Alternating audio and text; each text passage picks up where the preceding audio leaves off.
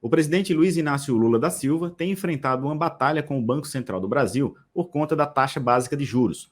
Na última reunião do Comitê de Política Monetária, no dia 22 de março, o BC decidiu manter a Selic em 13,75%, uma das maiores taxas entre as economias do mundo.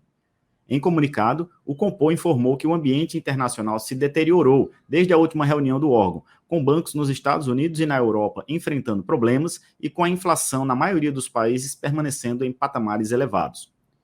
O texto menciona incertezas em relação ao futuro arcabouço fiscal em elaboração pelo governo e não descarta até um novo aumento da taxa de juros caso a inflação, que nos últimos 12 meses acumula alta de 5,6%, persista fora do centro da meta estipulada para 2023, que é de 3,25%. A taxa Selic continua no maior nível desde janeiro de 2017. Foi a quinta vez seguida em que o BC não mexeu na taxa, que permanece nesse nível desde agosto de 2022. O presidente Lula criticou a manutenção da taxa de juros em 13,75%, argumentando que esta política monetária encarece o crédito oferecido às empresas e reduz a capacidade de consumo das pessoas. Durante entrevista exclusiva à TV 247, Lula classificou o percentual como absurdo. A primeira coisa que eu acho absurdo, de verdade, é a taxa de juros estar a 3,75%, no momento em que a gente tem o juro mais alto do mundo, sabe? No momento em que não existe uma crise de demanda, não existe excesso de demanda, ou seja, nós ainda temos 33 milhões de pessoas passando fome, nós temos desemprego crescendo, a massa salarial caindo. Então não há nenhuma razão, nenhuma explicação, nenhuma lógica. Só quem concorda com os juros altos é o sistema financeiro, sabe, que sobrevive e vive disso. E ganha muito dinheiro com as especulações. Mas as pessoas sérias que trabalham, os empresários que investem, sabem que não está correto.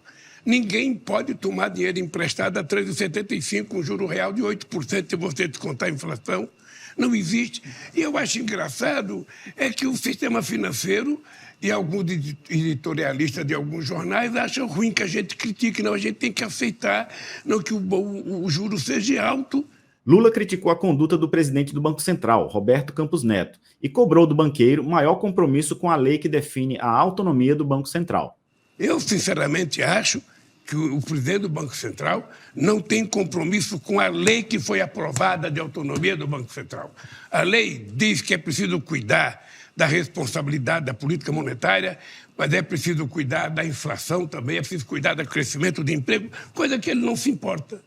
Então, O senhor vai continuar batendo. Eu vou continuar batendo, eu vou continuar tentando brigar para que a gente possa reduzir a taxa de juros, para a economia voltar a ter investimento. Senão, o BNDES, nesses últimos anos, devolveu 600 bilhões de reais ao governo.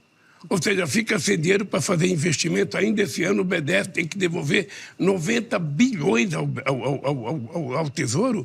Ou seja, olha, se o BNDES não tem dinheiro para investir, se o Banco do Brasil não tem, se a Caixa Econômica não tem, se o BADA não tem, se o BNB não tem, e os bancos privados não querem fazer investimento e o juro é muito alto, quando é que a economia vai crescer?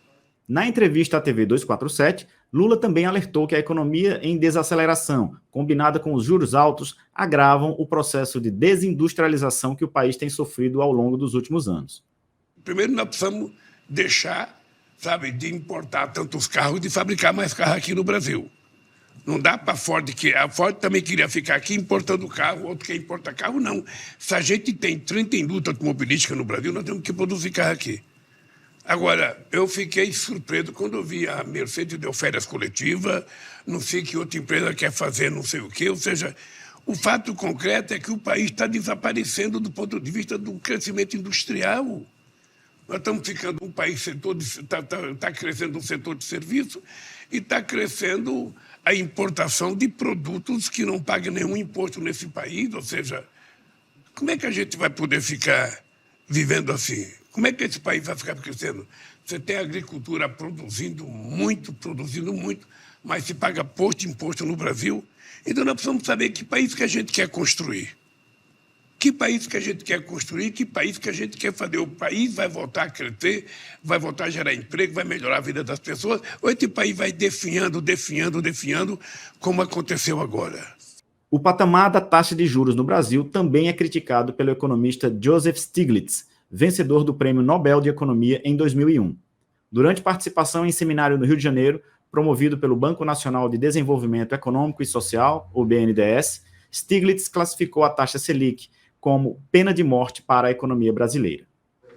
A taxa de juros de vocês, de fato, é chocante. Os números que vocês estão falando, de 13,7% ou 8% reais, são o tipo de taxa de juro que vai matar qualquer economia. Na verdade, eu acho que o que é impressionante no Brasil é que o Brasil sobreviveu ao que seria, de fato, uma pena de morte.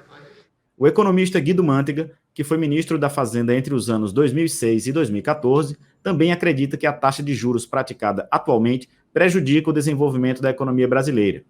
O ex-ministro disse acreditar que, por trás da taxa Selic neste patamar, está uma disputa política em torno do novo arcabouço fiscal, que deve ser apresentado ao Congresso Nacional no mês de abril. Eu acho que por trás disso está também uma chantagem para, definir, para uma definição de uma política fiscal mais moderada, quer dizer, uma política fiscal mais ortodoxa, né? Esse é o grande problema que está por trás, eu acho. Porque a racionalidade não mantém a taxa em 13,75, nenhuma racionalidade. Pode ser, você pode pegar um liberal, um neoliberal, eles não estão praticando isso lá fora, tá certo? Então, só aqui. Então, por trás disso está uma pressão sobre o governo para estabelecer uma nova regra fiscal que seja parecida com o teto de gastos. O presidente Lula embarcaria no dia 26 de março para uma missão oficial à China, onde se encontraria com o presidente Xi Jinping, mas precisou adiar a viagem após ser diagnosticado com leve pneumonia. O objetivo da agenda internacional é defender as relações já construídas com a China, o maior parceiro comercial do Brasil, e ampliar a gama de produtos brasileiros para venda no gigante asiático.